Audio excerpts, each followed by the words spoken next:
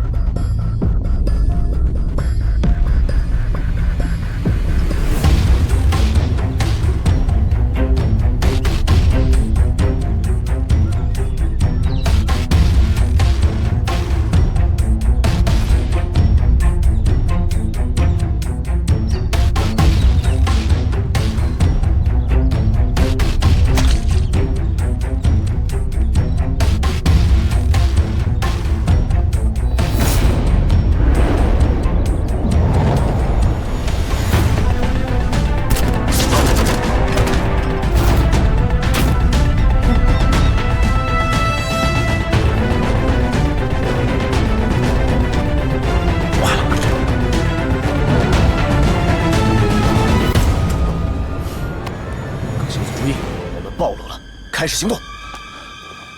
志勇，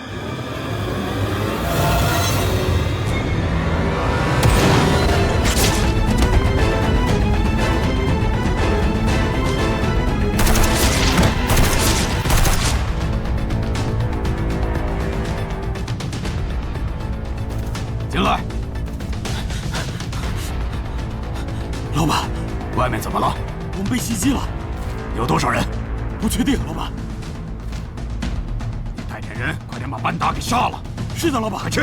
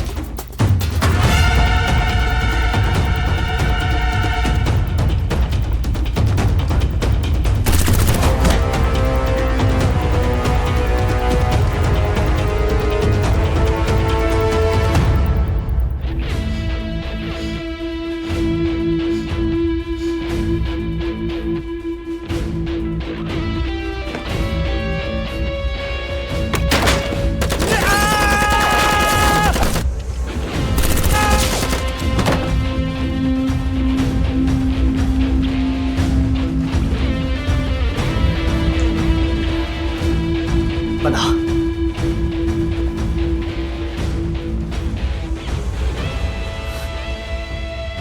班达，班达，班达，班达，班达，我们是中国维和部队的，别害怕，我们走。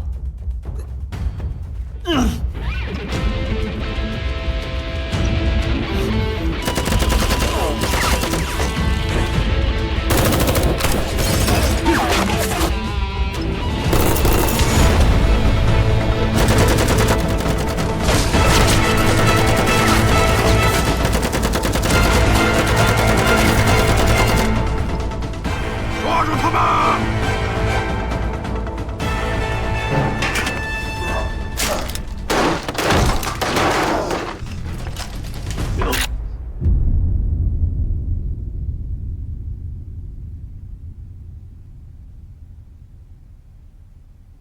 把枪放下。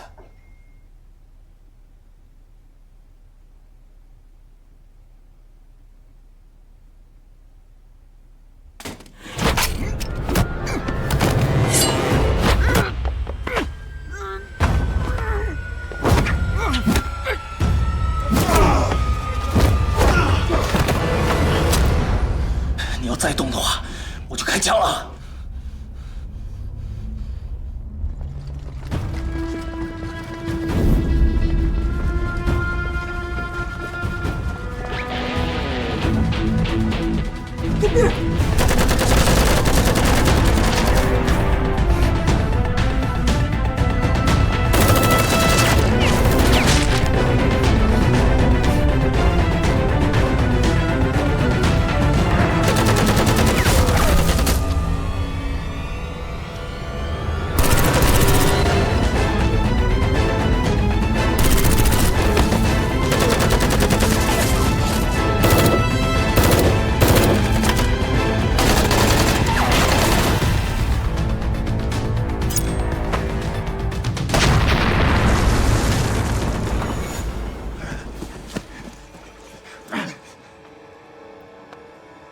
老聂，我这边已经控制了巴沙，你那边怎么样？我们已经找到班达了，但敌人太多，需要点时间。好，我知道了，我先把巴沙送出去，一会儿就过来支援你。等着我。收到，收到。走，快！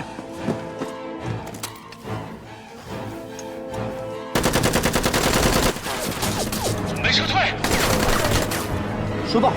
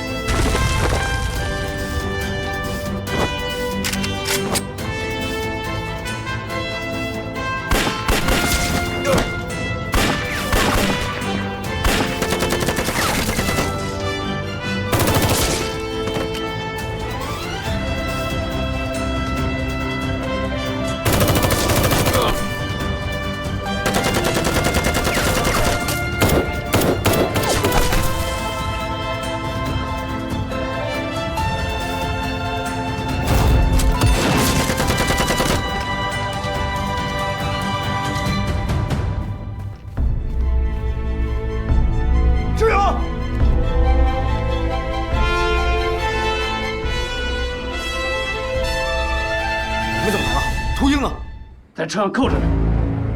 注意警戒！突围！是。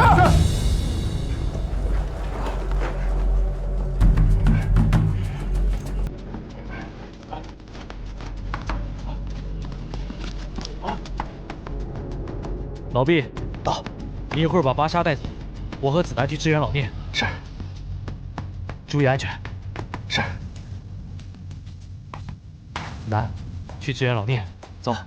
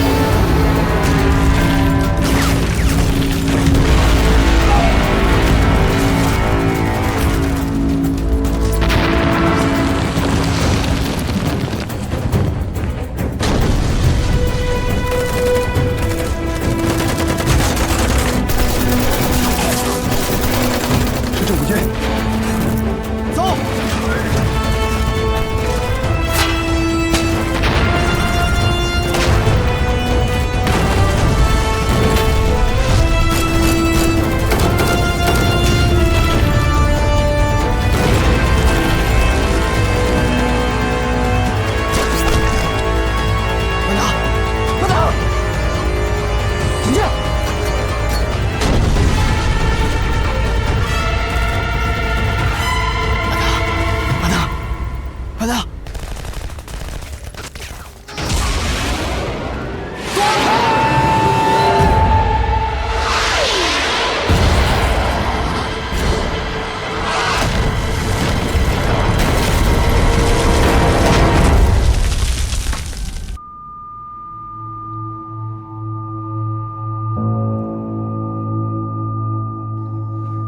老聂，老聂，老聂，老聂！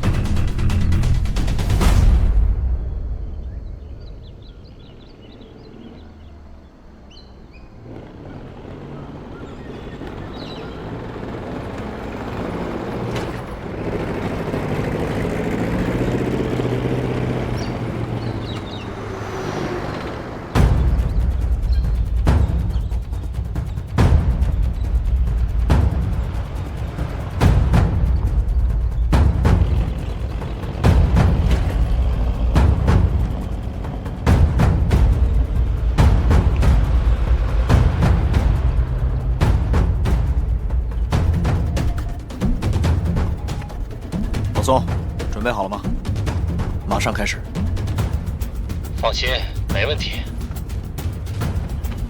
他有些昏迷，我得让他清醒清醒。那你悠着点，别出事儿。好的。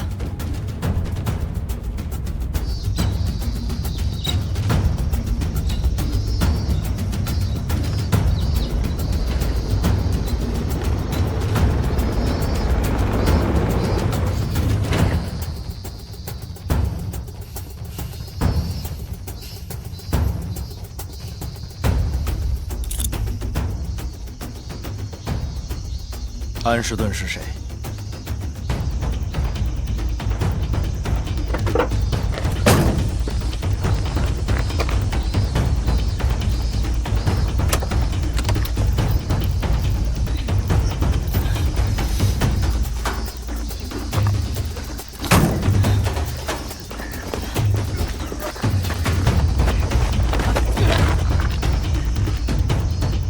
安士顿究竟是谁？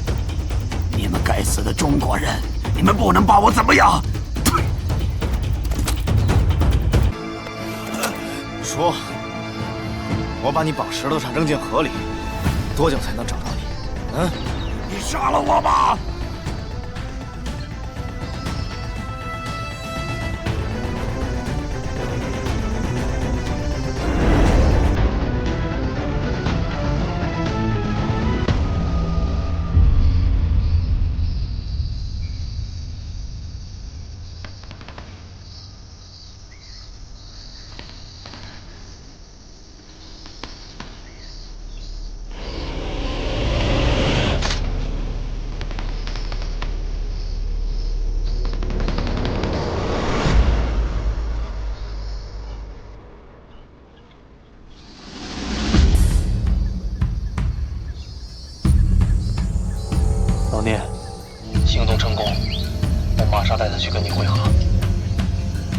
到。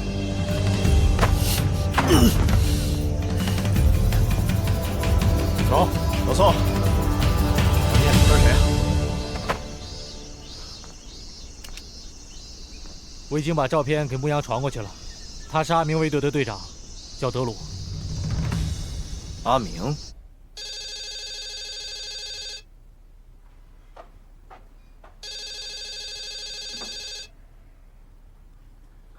怎么了？出什么事了？稍后的计划是什么？他们的手里有秃鹰的照片，现在他们要去找秃鹰了。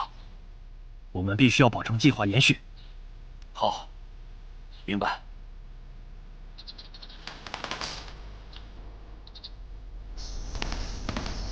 这条鱼可不小。我已经跟营里汇报过了，营里说赶快把他带回去。欧阳女士也会出面跟鲁尔沟通的。好，上车吧。走，走。哎，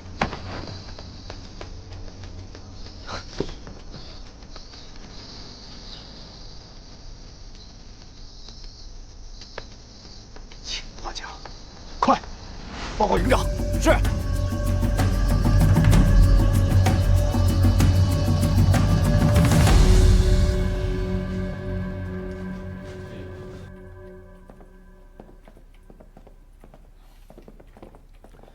营长，教导员，来了，坐。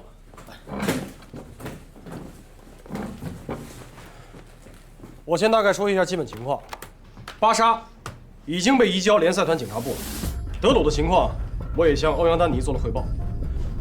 就现在来看，这个阿明极有可能和恐怖分子保持着非常重要的联系，或者说，阿明就是巴沙隐瞒的那个上线。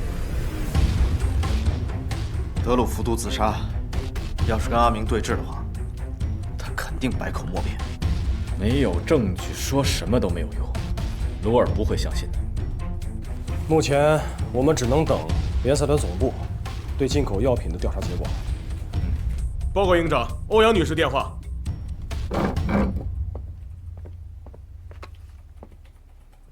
欧阳女士，什么时候的事儿？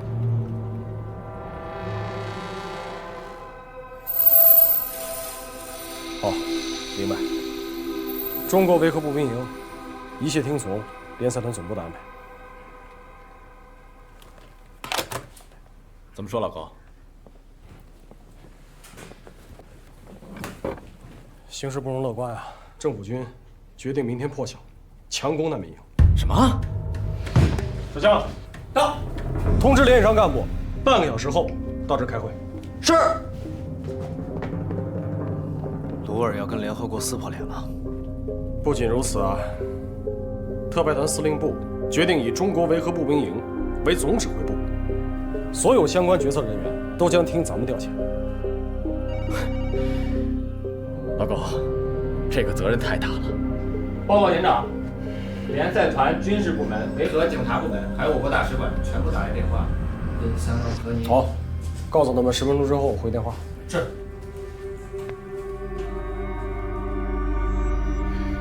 现在最直接的问题是保护好难民。昨天下午，鲁尔下达第175号命令，宣布丹城全面戒备，封锁道路，并且有目击者称，他们看到很多坦克出入，并且有大量的政府军进入丹城。而且今天0时，丹城开始实施空中管制，除政府军飞机以外，所有飞机禁止飞行。为了广大民众的安全，请不要肆意外出。下面请看现场传来的报道。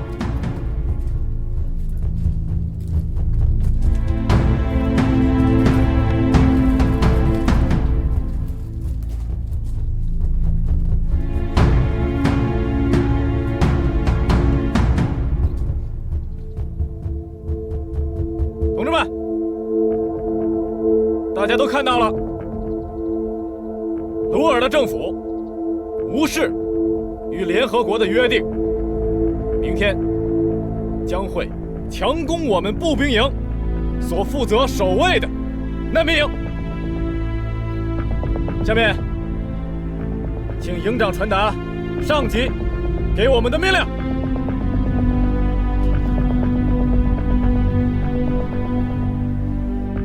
同志们，现在联合国正在通过外交，希望解决此次争端。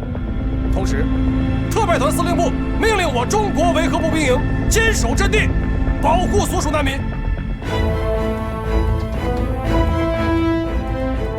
全体都有命令。各连长、特战队带领所属人员构筑防御工事，保障人员备齐器材食材，今晚连夜备战。是。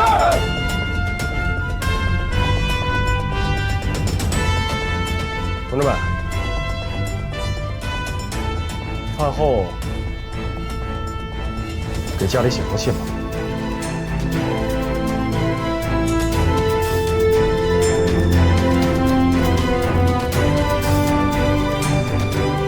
保证完成任务！保证完成任务！保证完成任务！保证完成任务！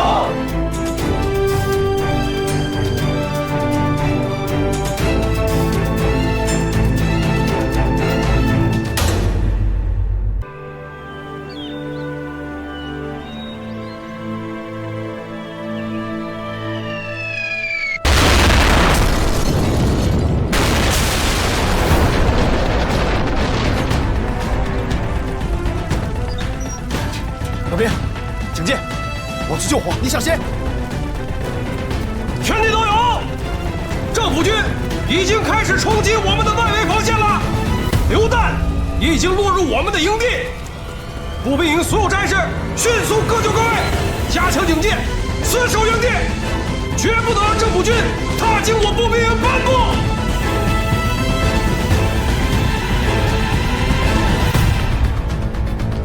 就在刚刚，政府军和反政府武装在联合国之家不远处外激烈战斗，炮弹在营地周围炸开，有些炮弹误入了中国维和步兵营营区内，目前还未得知是否有人员伤亡。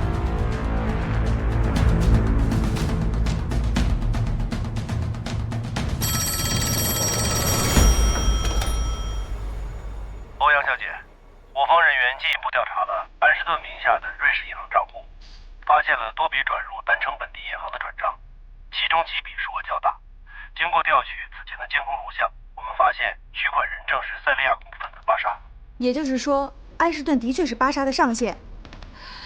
现在就将所有的证据传给鲁尔总统，并请对方在收到证据以后立刻回电给我。明白了。哦，还有，等一下，请继续调查，直到明确安士顿的真实身份。好的。好。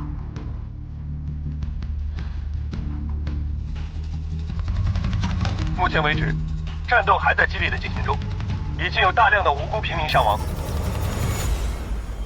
我方在单城各战区已经取得优势，除了少数叛军还在负隅顽抗之外，其主力已经开始全面溃败。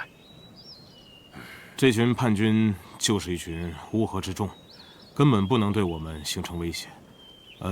不足为惧。好的，明白，你们去吧。好的。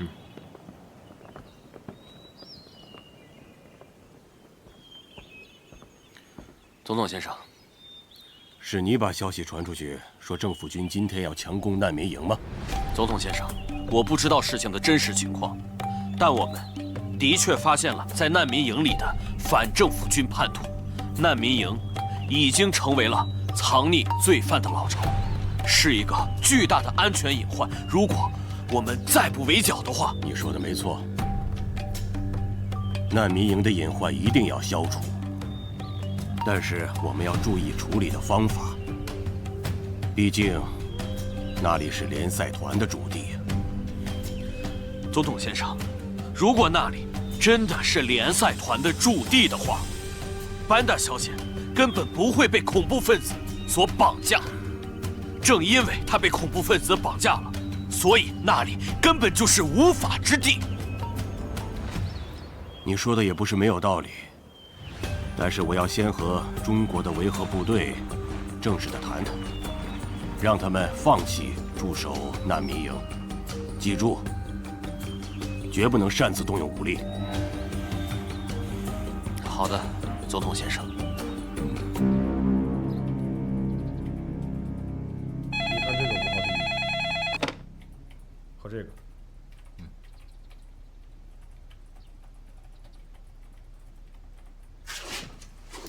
鲍院长，总统府打来电话，愿你半个小时之后和总统鲁尔进行电话会议。好，我准时参加。是。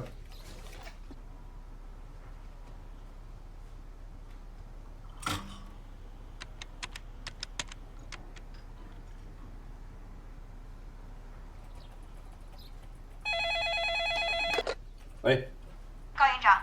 哦，欧阳女士。那个名为安士顿的人的确是巴沙的上线。1个小时前，我已经派人把证据传给了总统府了。太好了，刚才总统府已经打来电话，鲁尔总统约我一会儿进行电话会谈。我估计他是不是要说这个证据的事儿？但是，我有一个不太乐观的预感，因为直到现在，总统府那边还是没有给我任何的回应，所以很有可能，总统那边没有收到任何的证据。我明白了，你的意思是说，巴沙交代的那个上线，也就是安插在总统府内的间谍，很有可能提前获得或者是销毁这个证据。对，所以你和鲁尔的会谈未必会顺利。我目前的想法是把证据传给你们步兵营，然后由你在会谈中试图去说服总统暂时停止战斗，这样我们可以进一步根据证据调查安士顿的身份，查出班达事件真正的凶手。好，我明白了，我试试吧，尽量说服鲁尔总统。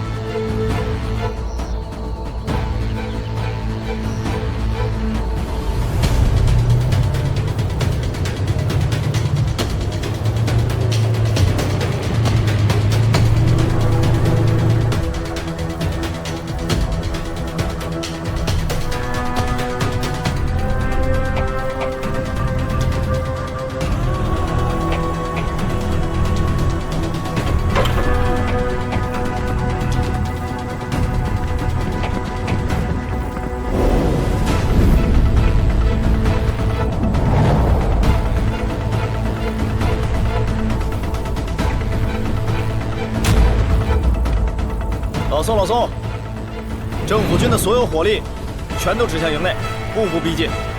我觉得他在试探我们的底线。老聂，以政府军的火力，想要攻破我们的防守，简直易如反掌。他们根本不需要试探。他们现在之所以没有向我们开火，他们顾忌的只是联合国和中国军队的威望，连任何警示射击都没有。他们会觉得我们示弱。我现在就联系营部。老聂，听我的，你稍安勿躁，等营长和鲁尔谈完话之后，会给我们下明确的命令的。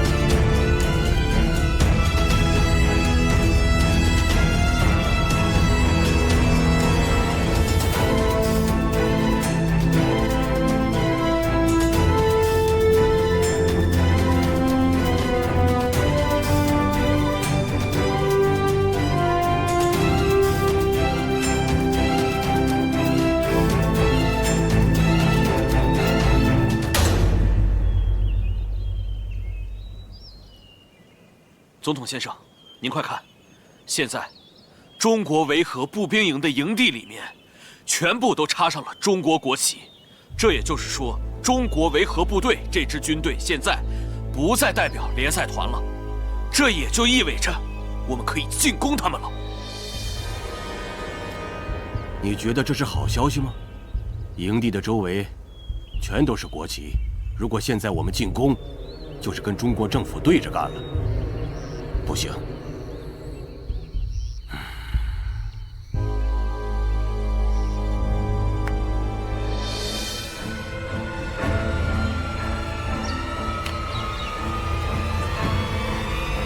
别动！别动！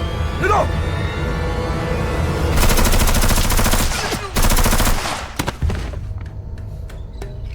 老边，什么位置？听声音，应该是地区方向。地区，你那边什么情况？报告，地区巡视正常，安全。收到，保持警戒。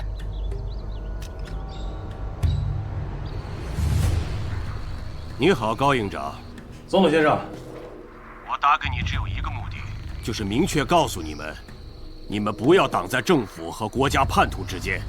这样做毫无意义，所以，我郑重地奉劝你们，不要成为无谓的牺牲品。总统先生，恕我直言，您所说的那些国家叛徒，都是手无寸铁的妇女和儿童。况且，我们守卫难民营是中国维和步兵营驻守塞利亚的职责，更是对联合国的承诺。我们不能因为您的一句话就放弃。班达走进难民营时，他不也是踏上了你们中国维和部队的领地吗？你们保护好他了吗？你还好意思跟我谈承诺？总统先生，我正要向您说班达绑架的事情。联赛团刚刚发来消息，已经查到了巴沙上线的一些线索，而且这些线索已经以文件的形式发到您的总统府，不知道您是否收到？巴沙的上线是谁？总统先生，水落石出只是时间问题。中国军队和联合国的态度是，希望您在查到罪魁祸首之前先行撤军。哼，你是想搪塞我，让我放过伤害班达的那些人吗？总统先生，在没有确凿的证据之前，马努特他仍旧是无辜的。恕我直言，如果您一定要强攻难民营，那么中国军队将和难民营共存亡。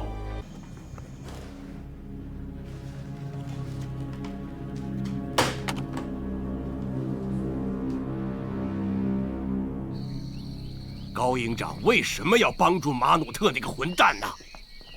总统先生，中国维和部队当然是要帮助反政府军的，要不然他们在这片土地上根本就立不住脚。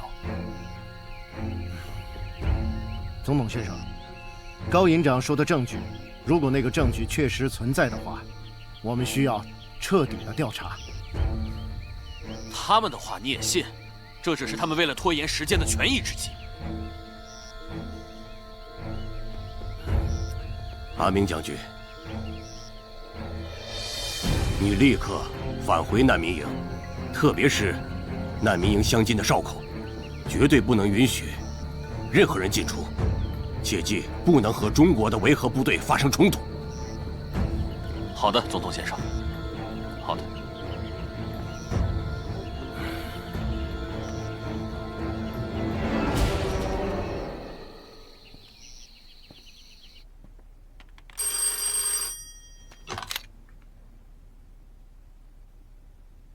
你有没有收到来自联赛团的文件？还没收到联赛团的文件。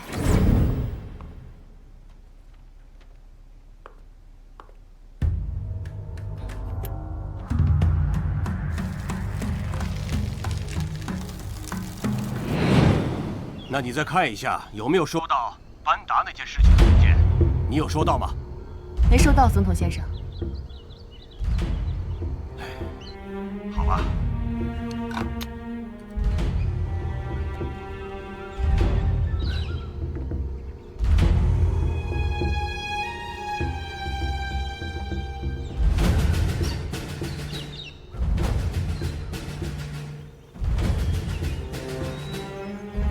安士顿账单已销毁。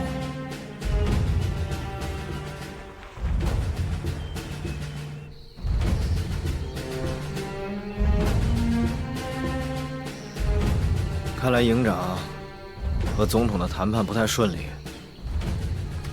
是啊，也不知道他们谈完了没有。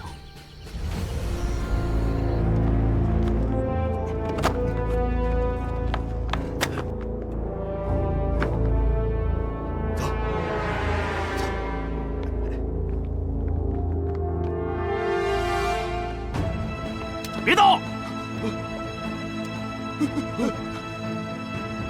把枪放下！我让你把枪放下！别跟他们废话，他们手里面有枪，不行的话我们就开枪吧。不，投鼠要抓活的。把枪放下，投降！你们只要投降，你们依然还有机会成为难民营的一份子。不要负隅顽抗，你们没有任何机会，投降才是你们的唯一选择。好，好的，好。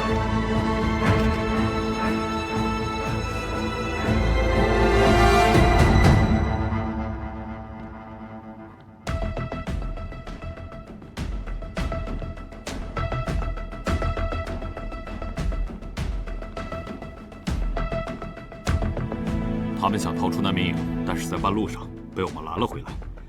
我跟他们说，如果他们能够选择投降，他们就依然还是难民营的一份子。所以，他们就放下了武器，并且跟我回来了。你现在好好的看管难民营，如果他们之中再有从里面跑出来的，你就去给他们一个教训。是的，长官。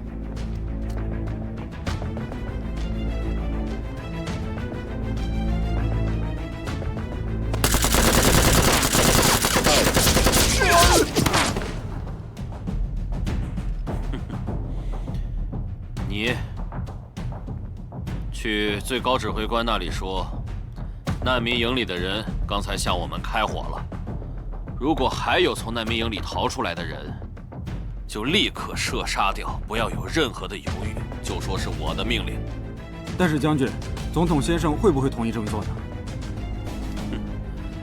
你就这样跟总统说，是那些难民们先拿枪射杀我们的。他当然不希望他的兵被持有枪的难民们杀掉了。好的，长官。你们是什么人？大家不要乱！政府军现在守在外面，出去的话，大家会很危险的。大家冷静一下，只要你们留在这里，我们维和部队一定会保护大家的安全。对。我们不能在这里等死，不能！让我们出去！让我们出去！让我们出去！住手！上来！相信你们！不能出去！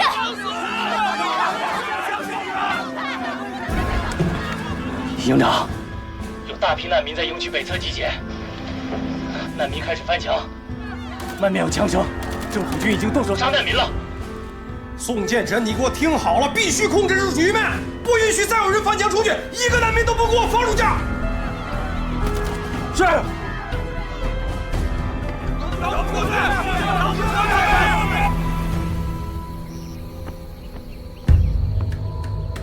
总统先生，UN 难民营北区附近发现有难民翻越围墙的举动，并且与我军发生冲突，之后与我军交火，我方有人员受伤。好，既然他们先开枪了，就让阿明去处理这件事，但是不能和中国维和部队发生冲突。是，先生。总统先生，这可是展现我们自己实力的好时机啊！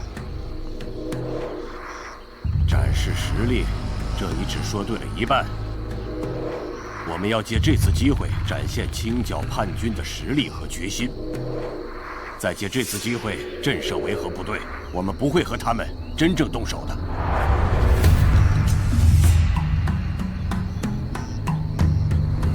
他们出去！他们出去！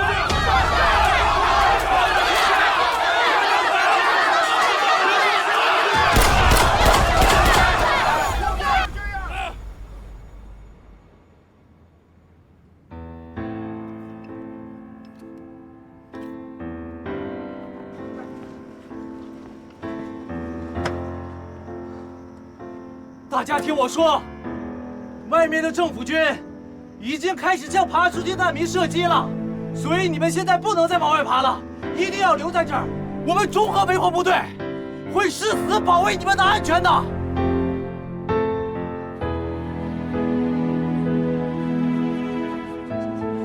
你们拿什么来保证我们的安全？中国维和部队根本无法阻挡政府军的进攻。没错，如果这样坐以待毙，还不如冲出去有一线生机。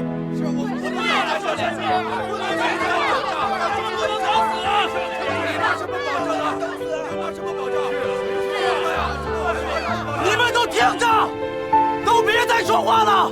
我告诉你们，你们现在只有一种选择，那就是相信我们。我可以负责任地告诉你们，我们中国维和部队来到这个地方，就是为了要维护塞利亚的和平与稳定的。一会儿，就算是政府军冲了进来，就算是死，我们中国维和部队也会死在你们的前面。但是，如果你们再一意孤行的话，你们就会必死无疑。所以，你们现在都要留在这儿，统统退回去，相信我。好，好，那我们再相信他们一次。我们走，再走吧，一次。走，相信我们。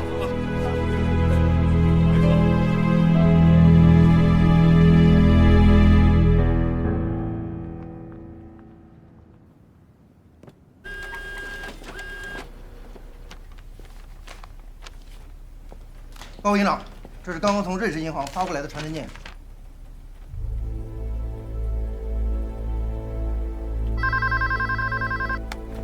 我是高波。高营长你好，我是欧阳丹妮。安士顿的真实身份已经查清楚了，他是政府军的总司令官阿明。相关资料我已经让瑞士方面传真给你了。太好了，欧阳女士，我已经刚刚收到了瑞士银行发过来的传真。也就是说，根据这份传真就可以直接证明阿明就是巴沙隐藏的上线，是吗？不错。欧阳女士，那这份传真有没有给卢尔总统府发过去一份啊？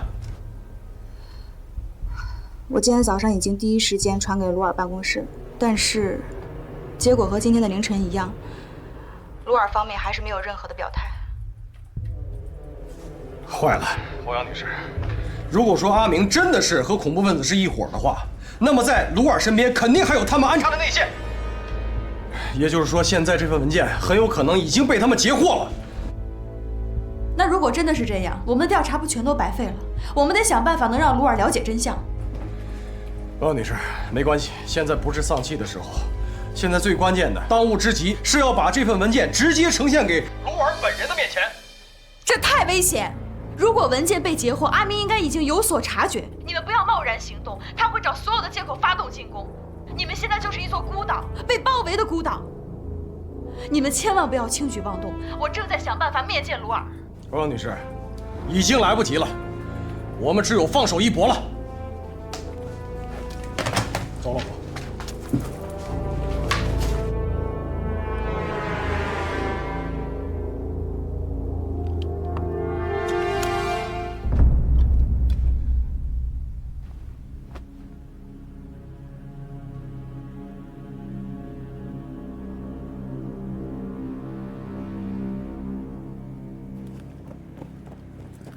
营长，教导员，什么事儿？聂风，安士顿的真实身份已经查清楚了，这上面的材料能够说明一切。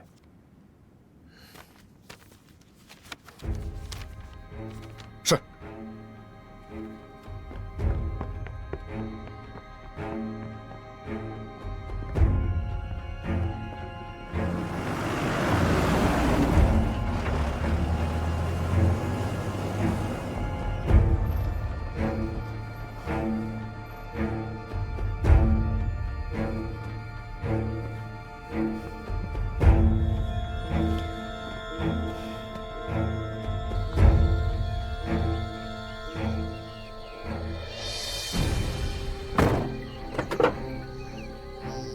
看来，他们终于要扛不住了。我还以为他们真的不怕死呢。你们准备放弃抵抗了吗？罗尔总统，我这次来不是为了投降的，我手里有一份来自联赛团的文件，想交给你。我现在可以告诉你，这份资料跟你女儿遇害有直接的关系。总统先生，他们要么就是在拖延时间，要么就是另有打算。但是我想听听他怎么说。总统先生，您先等一下，我觉得阿明将军说的有道理。我们无法判定他们手里资料的真假，他们可能会耍手段来骗你。我要把你们中国维和士兵逮捕，我们是不会上你们的当的。等等，我要私下跟这个中国人谈谈。但是总统先生，我觉得这就是这些中国人的阴谋，让我亲自去帮您调查清楚。我说了，我要私下跟这个中国人谈谈。在这种情况下，我相信他不敢乱来。但是总统先生，你真的想跟中国政府对着干吗？传达我的命令，把这个中国人带过来。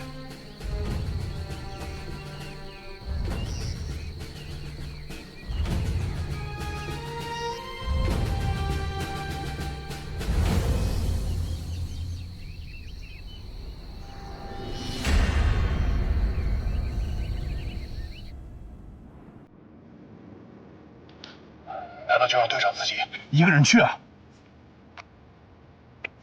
要我说的话，实在不行，我们就把队长拉回来。大家不要轻举妄动，队长现在代表的不只是维和部队，他们政府军应该不敢轻易跟我们撕破脸。聂风一定会平安回来，而且你们记住，咱们每一个人都是他的后盾，不能让队长白白送死啊！胡闹！聂风现在执行的是特殊任务，他现在可以说深系着塞利亚的安危，还有咱们全营兄弟的命。任何一个小的闪失，都会让他送命，让计划失败。听我的，在这期间，谁都不许给我轻举妄动，好好在这给我等着消息，这是命令。兄弟们，我们一定要相信营长的判断，更要相信聂风的能力。没有把握，聂风这家伙是不会去的，营长更不会下命令。我们现在要做的，就是相信他，等待他。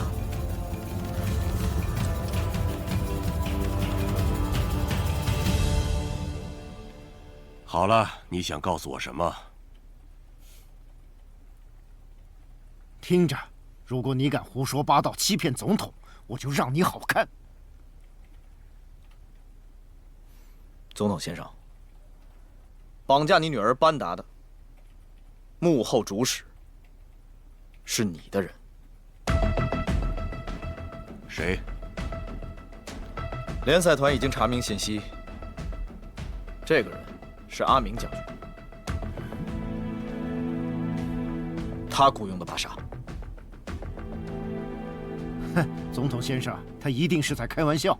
你知道阿明将军一直尽职尽责的在总统的身边，你这样说是在侮辱总统的智商吗？无凭无据，我怎么相信你？没有证据，我就不会来了。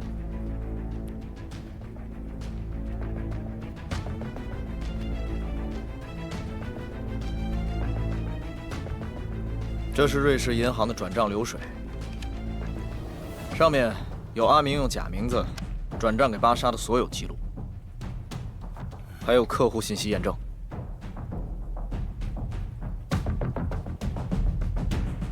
总统先生，别信他，这种东西很容易造假。你闭嘴！立刻把阿明给我叫过来。是，先生。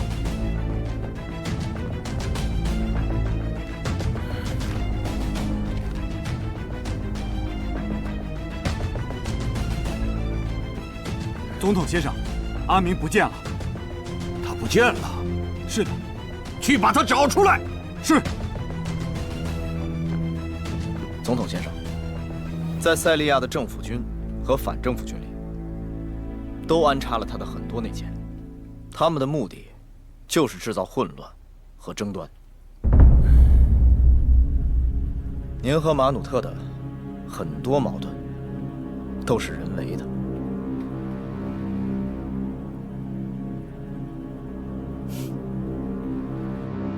撤离！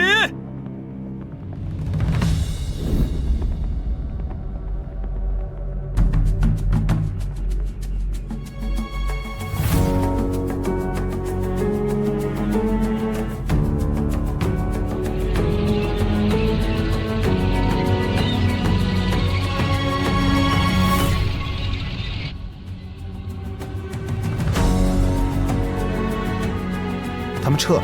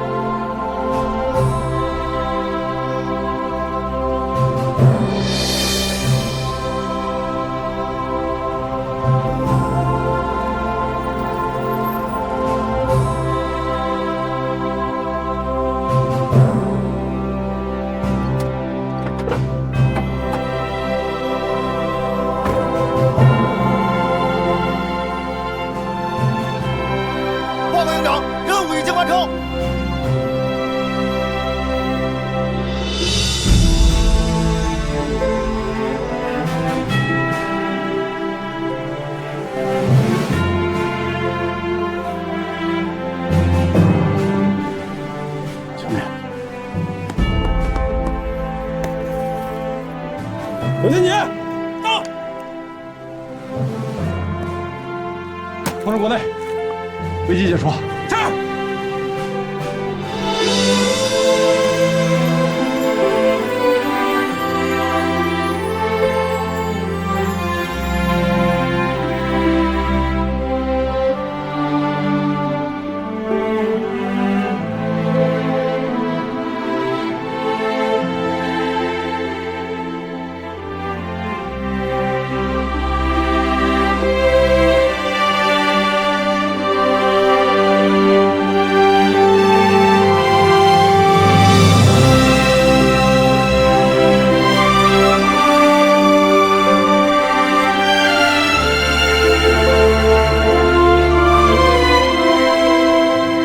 一切都过去了，鲁尔撤军了，天地归于平静。晨曦中，我看到那个男人跳下吉普车，一步步向我们走来，由远及近。金黄色的晨光洒在他身后，我看不清他脸上的表情，但我知道，他拯救了我们所有的人。我们700名战友，我们身后上万的难民。每一个都因为他而有了重新拥抱明天的可能。他满足了我从小到大对于一个男人、一个军人、一个英雄所有的想象。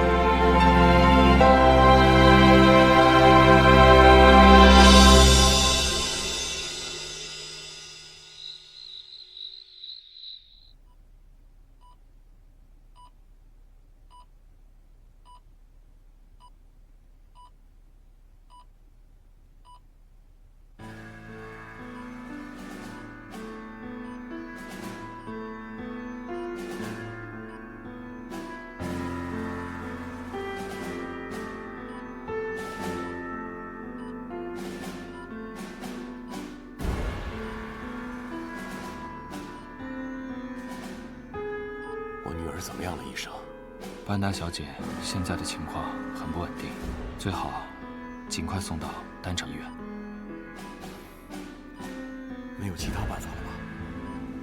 她现在的身体情况真的非常糟糕，如果再继续拖下去的话，她真的会有生命危险。好的，谢谢你了，医生，真的是辛苦你了，非常感谢。应该的。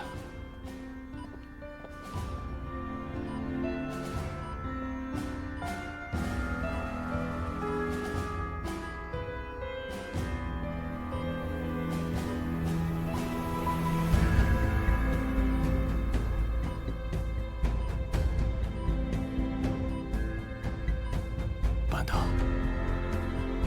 爸爸一定会治好你的，你相信我。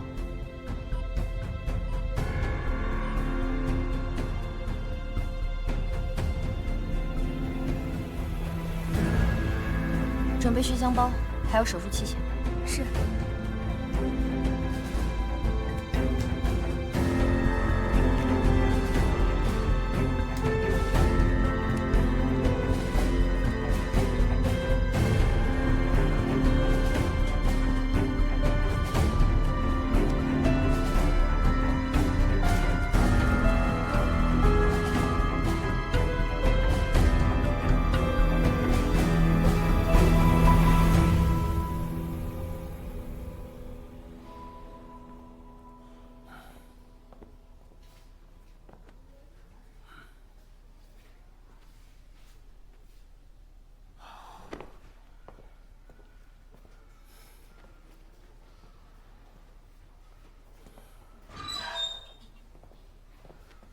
总统先生，我女儿怎么样了？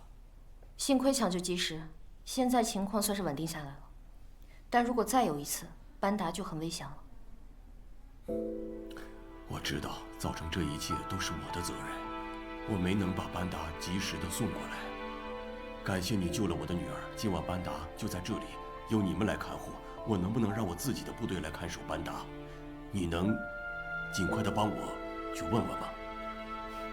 这个请求我恐怕做不了主。我们医院的警戒都是靠中国维和步兵营，这件事情您可能得跟我们高营长商量一下。那就带我去找高营长。不必了，高营长已经来了。总统先生，您好。你好。您的情况我们都了解了，也都知道您是被阿明所蒙蔽的。在我们中国有一句老话叫做“一笑泯恩仇”。刚才您和童医生的谈话，我们也理解。请您放心，班达的安全问题，我们中国维和步兵营一定会负责到底。没错，总统先生，我们这次来就是专程协调安排班达的安保工作。很感谢你们，我都不知道该怎么样来表达我的谢意了。谢谢你们，谢谢。总统先生，班达是个好姑娘，这我们大家都是有目共睹的，所以说请您千万放心。中国维和步兵营责无旁贷。别忘和童医生交接一下。是。跟我来。谢谢。谢谢。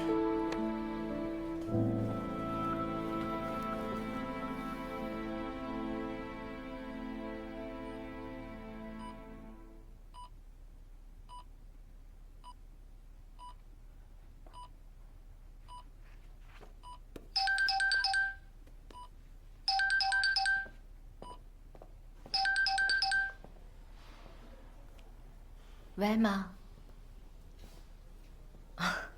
没事儿，我这边还有点事儿，先不说了。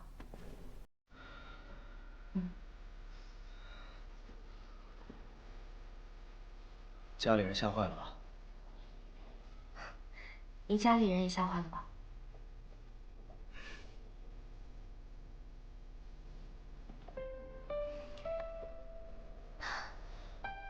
说真的，你今天的表现给我们全体步兵营树立了榜样。我告诉你个秘密吧，其实今天我特别害怕，特别是被对方强行搜身的时候，我手心里全是汗。我真不习惯这样的被动，从来就没这么紧张过。这个不像你说出来的话。我也是人呐，我也会紧张啊。要是只有我一个人，我就不怕。可今天因为有全营的战士，因为有你，志勇、主任、高营长、老宋，牧羊、子南，你们的性命全都在我手里攥着。我要是疏忽了，全去见马克思了，我能不紧张吗？其实我今天也特别紧张。我在给你们那个2连的小战士做手术的时候，我当时手抖得特别严重，我就怕我救不过来他。不过还好。哎，我给你推荐一个办法吧，就是吃糖。人说吃糖容易幸福，而且心情会好。你尝尝。可是我不吃糖。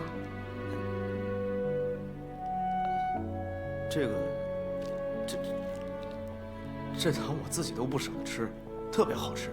咱们小时候都吃这个大虾酥，你尝尝。都拿着，我给你扒一个。你吃，都给你。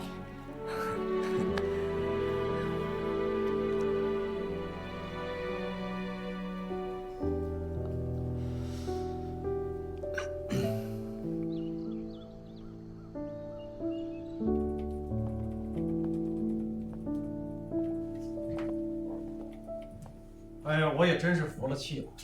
你说这个鲁尔就没有一会儿消停功夫，这刚刚才撤军，现在又要清剿难民营的私人武装。不过话又说回来了，如果难民营里真的有恐怖分子的武器弹药，那其实是一个定时炸弹。如果能尽早排除的话，对大家都是好事。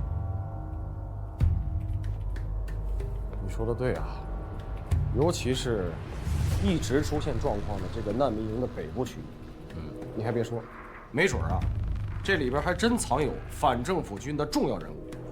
所以啊，我们得尽快排查，刻不容缓。但是有个问题，如果真的查出问题来怎么办？直接拿下？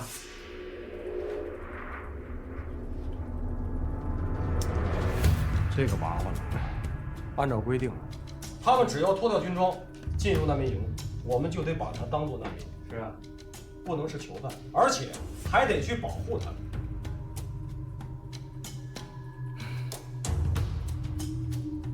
说来说去，我们最终还是得请示一下联赛团。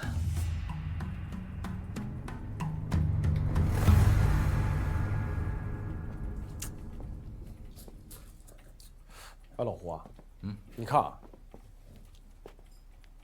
这次情况比较特殊。你说，咱们为什么不让聂风他们合理利用维和部队交战规则，放权给他们？特殊情况特殊对待。你说咱们连围攻难民营的事儿都挺过来了，还有什么过不去的啊？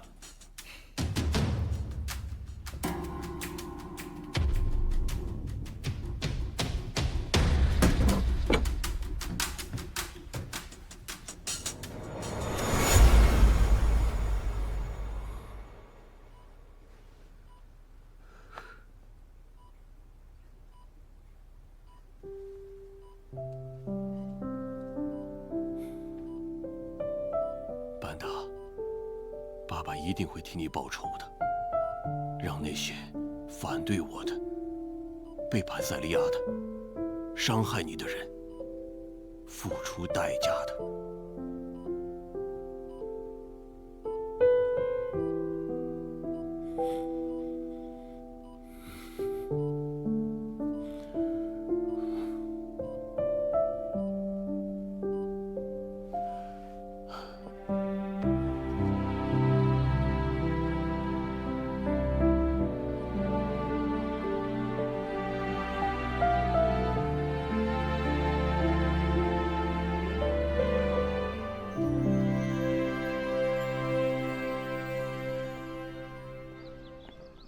根据联赛团驻中国维和营的报道，目前双方的战争现在已经处于了平息的状态。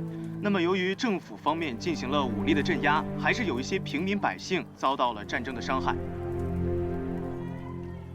那么，在我身后呢，你可以看到冲突之后留下了残骸。现场麦克。为您报道。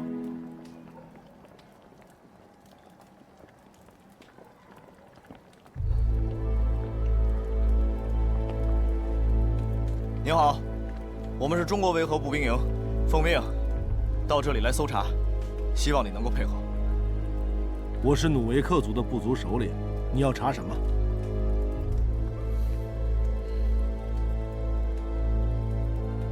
我们这一次主要搜缴武器、枪支弹药，希望你能配合我们。那我告诉你，我这里没有任何武器，请你马上离开。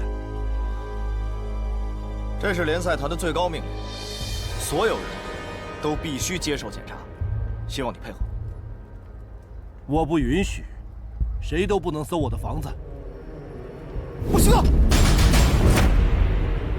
把你的手拿开，快点！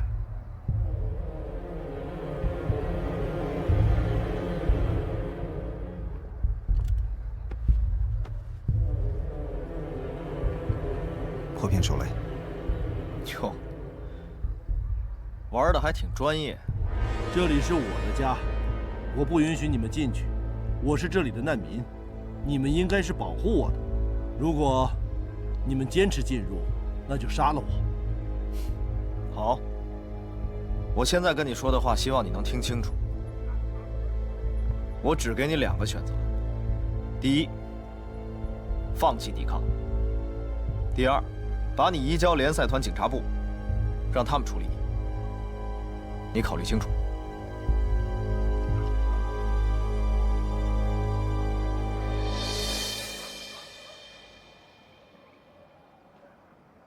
大家冷静，别担心，我不会有事的。请你相信我，我们特战队不会伤害你们这里的任何一个人。但是希望你们能够配合。你们这么做和政府军到底有什么区别？老别啰嗦，搜查。是。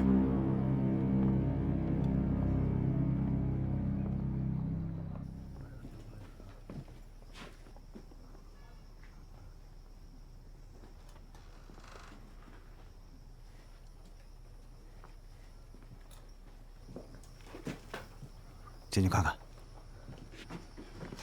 你们再靠近， OK， 放轻松。好，你要冷静，冷静。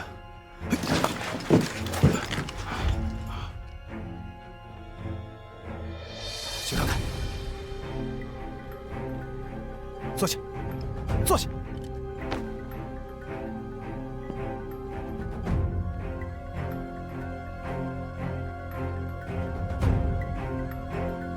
老宋，什么情况？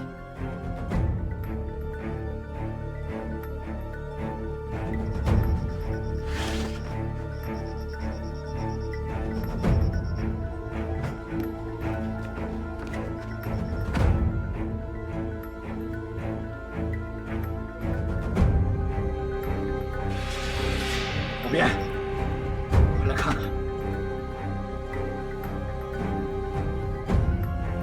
坐着别动。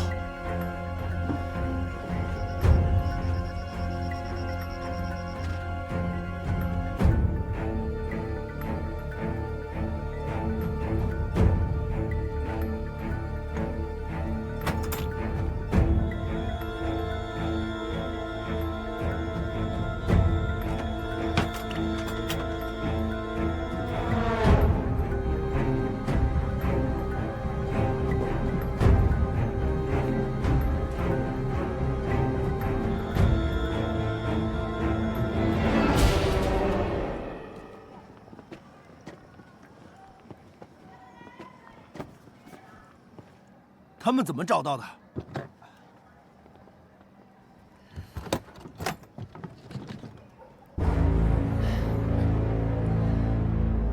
简直就是一个小型的军火库。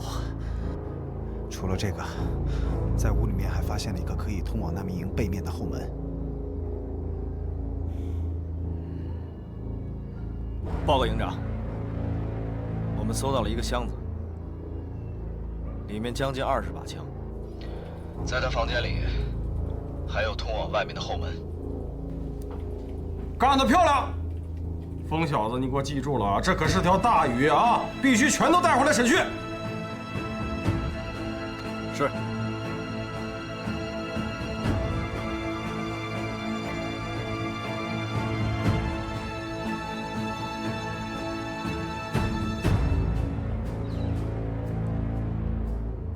我想知道。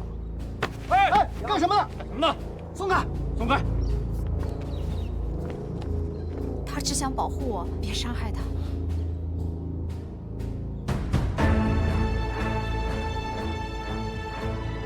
我们没想伤害你们任何人，只是想了解情况。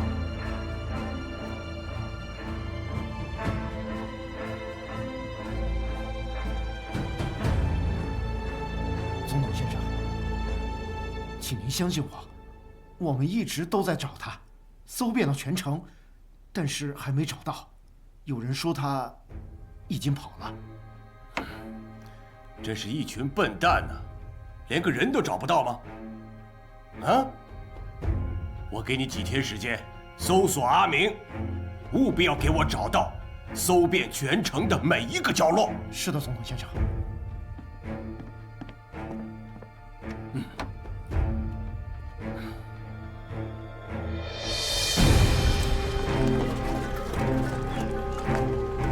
好的，知道了。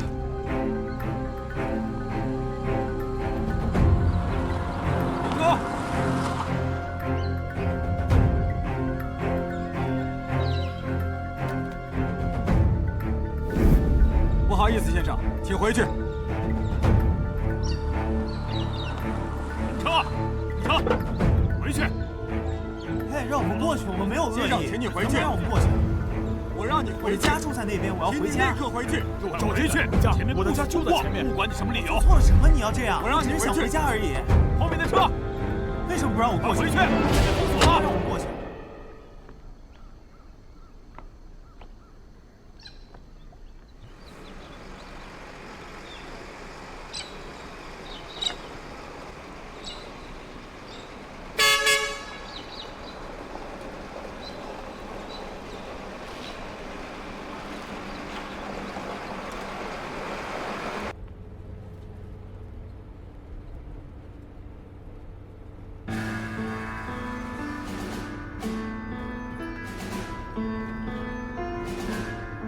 鲁尔封锁了全城，断了补给和粮食。